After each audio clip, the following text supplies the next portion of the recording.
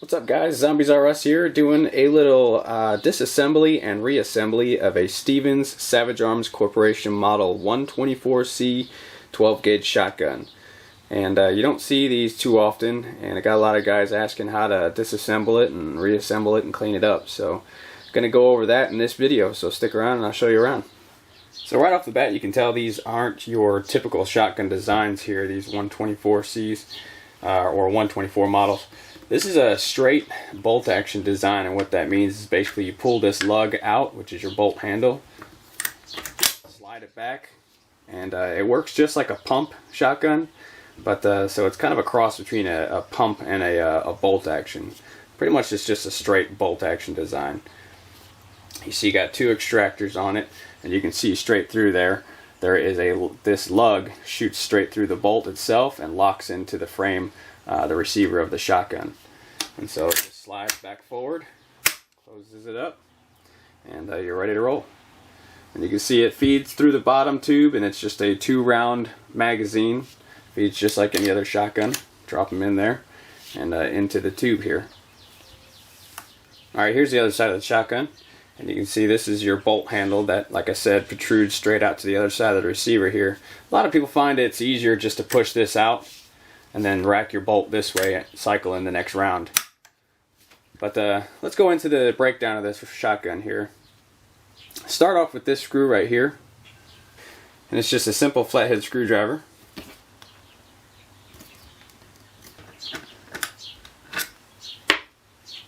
And once you've taken out that screw right there, you just go ahead and go with this pin here, knock that pin out, and you'll notice that this whole assembly here starts to pivot. Like it's pivoting on that pin right there, so you want to take that pin out,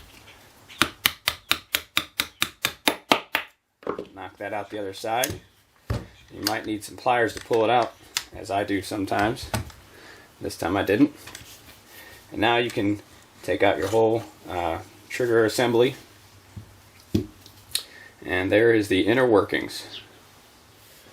So the next step in this process I get to skip, because as you can see this little hole right here, there's a pin that's supposed to go there, which mine is missing. And if yours is missing this as well, I'm not going to say it's safe to shoot this shotgun without that pin in there, because what that pin does is prevents your firing pin from going too far forward. And mine is missing and has been missing the whole time, and I've gone through about a box of 20 in this shotgun without it, and it's been perfectly fine.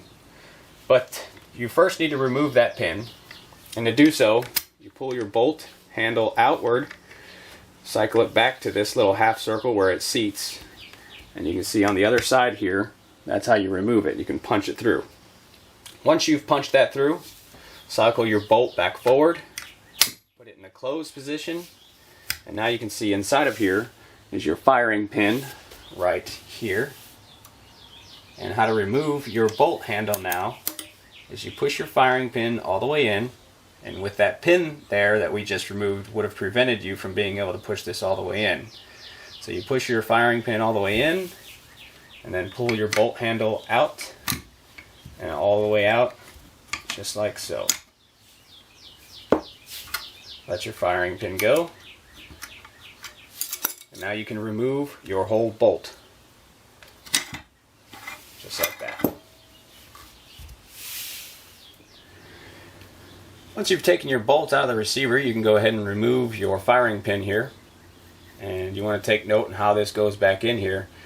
This is the top side of the bolt, this smooth area, and these grooves, you want to make sure they're facing upward to that. Because if you don't, everything won't line up, of course, and your pin won't go back in and your bolt handle won't go back in. So make sure these grooves are facing upward to the smooth area of the bolt, like so. And you can take your firing pin out now and go ahead and clean that down. Clean down your bolt handle here, clean your bolt, and then you want to go ahead and oil everything down in that process after you get done, of course. As for the receiver, now that you have everything out of it, you want to go ahead and clean it off as well, and lay a nice layer of maybe some white lithium grease inside of there to get a nice protection, layer of lubrication between these two moving pieces of metal in there. So you don't want any kind of contact in there. It kind of helps to cycle things out smoothly. Alright guys, so here's your trigger assembly. and your shell elevator. Chances are once you take this off the shotgun, it's going to pop off just like that.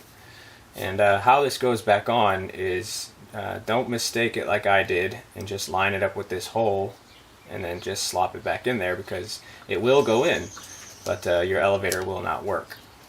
This spring right here that runs, this right here, this spring needs to be pushed down like that, and then you line the elevator up with that hole right there and drop it on. So this spring needs to be sitting on the bottom side of the elevator. The elevator cannot sit on top of it like that for it to function, so make sure you put that out of the way there, just like that.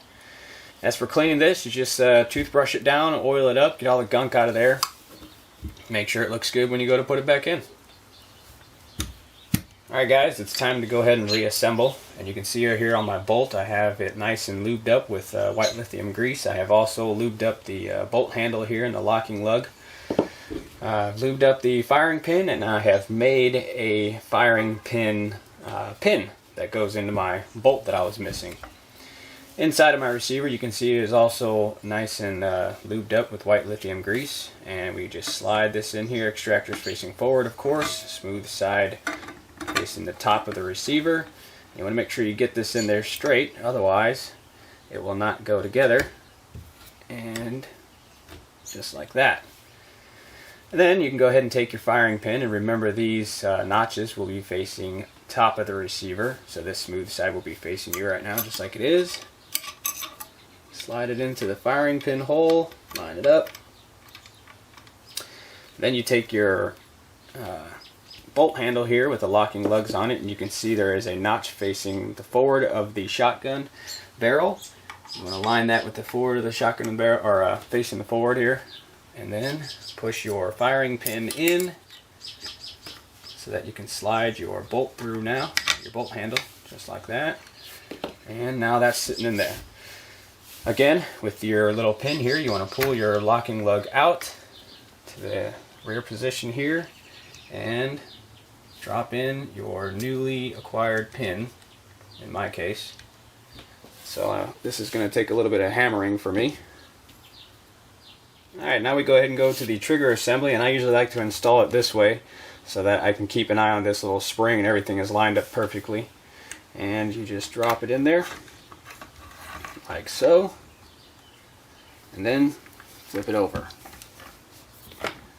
And what I usually try to do here is drop this screw in here just to kind of keep things lined up, and everything can pivot on this screw now while you try to find this pin in its correct location.